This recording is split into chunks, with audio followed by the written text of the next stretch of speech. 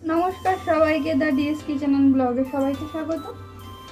আগের ভিডিওতে আপনারা দেখলেন একটি কচুরির রেসিপি। তো ছাতুর কচুরির সাথে খাওয়ার জন্য আমি একটা আলুর দম আলুর দম ঠিক না, কষা কষা আলু একটা বানিয়েছি। সেটা কিভাবে বানিয়েছি সেটাই আপনাদের সাথে আমি এখন শেয়ার করব। তার জন্য সবার প্রথমে আমি কড়াইয়ে সর্ষের তেল দিয়ে দিয়েছি।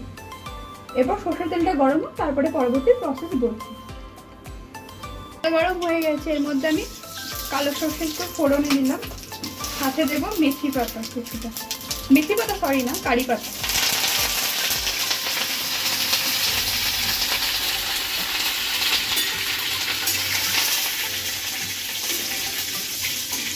তো ফোড়নটা ভাজা হয়ে গেছে।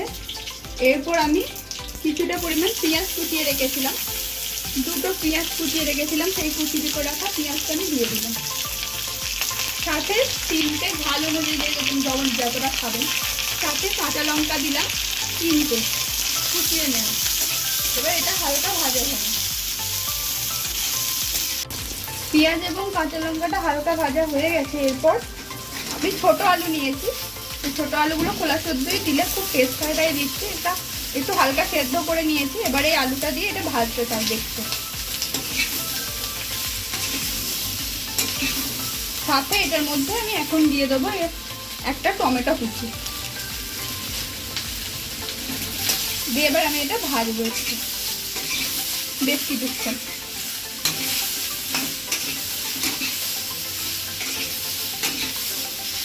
এটা কিন্তু কচুরির সাথে কিন্তু খুব ভালো লাগবে, আপনারা অবশ্যই বানিয়ে খাবেন। একদম অন্যরকম, চটজলদি হয়ে যায়, কোনো বাটাবুটির ঝামেলাই নেই। একবার ট্রাই করে দেখবেন, আর ভালো লাগলে কিন্তু কমেন্টে জানাতে ভুলবেন না। এবার এটা একটু ভাজা হোক। দেখছেন আলুটা আমি কিছুক্ষণ ভেজে নিয়েছি। এরপর আমি এটাতে পরিমাণ মতন লবণ দিয়ে দেবো। আর আমি কিন্তু আলুটা ছোট আলু যেহেতু, ওই জন্য আমি একটা সিটি খাইয়ে নিয়েছিলাম, দিয়ে কিছুটাক্ষণ ভাপে রেখেছিলাম। আপনারা বড় আলু হলে দুটো তিনটে সিটি কিন্তু লাগবে। এবার এর মধ্যে দিয়ে দিলাম হলুদ গুঁড়ো পরিমাণ মতন। এর মধ্যে এবার একটু রং আসার জন্য আমি কাশ্মীরি লঙ্কা ইউজ করছি। যারা আপনারা গুঁড়ো লঙ্কা খান তাদের এটা না দিলেও চলবে, আমি জাস্ট কালারের জন্য ইউজ করব। এবার এটাকে আমি ভালো করে মাখিয়ে নেব, মাখিয়ে এটার সাথে একটু ভালো করে মশলাটাকে কষিয়ে নেব। সামান্য একটু জল দেবো, যেহেতু আমার আলু সেদ্ধই আছে তাই সামান্য জল দিয়ে আমি এটা কষিয়ে নেব। খুব চটজলদি কিন্তু এই রেসিপিটি কিন্তু একদম হয়ে যায়। আপনারা কিন্তু অবশ্যই একবার ট্রাই করবেন। যেদিন রান্না করতে ইচ্ছা করবে না সেদিন তো একদম মাস্ট ট্রাই করেই দেখবেন।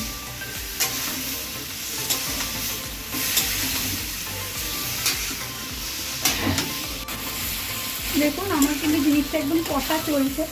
টমেটো গলে যাবে, হলুদের কাঁচা গন্ধ চলে যাবে, তারপর বাকি প্রসেস দেখাবো আপনাদেরকে। এটাতে সামান্য একটু জল দেবো আমি, জল দিয়ে 5 মিনিটের জন্য ঢাকা দিয়ে রেখে দেবো। একটু আলুগুলো একটু ঘেটে ঘেটে দিলাম, যেহেতু গোটা আলু দিয়েছিলাম তো এই জন্য।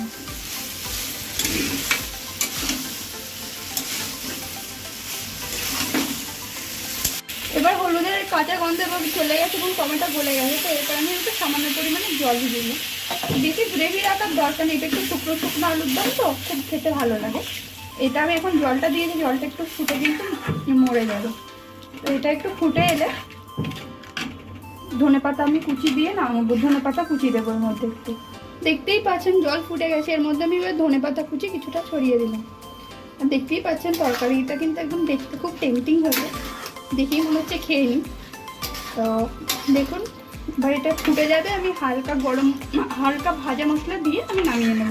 একটু এরকম ঝোল ঝোল রাখবো, কারণ আলু তো যেহেতু জলটা টেনে নেবে, তখন এমনি খাওয়ার সময় শুকিয়ে যাবে।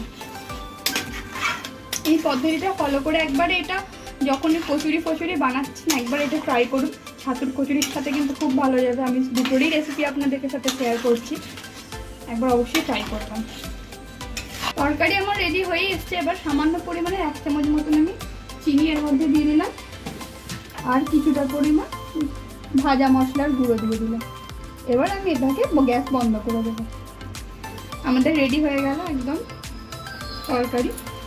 একবার অবশ্যই বাড়িতে কিন্তু ট্রাই করবেন।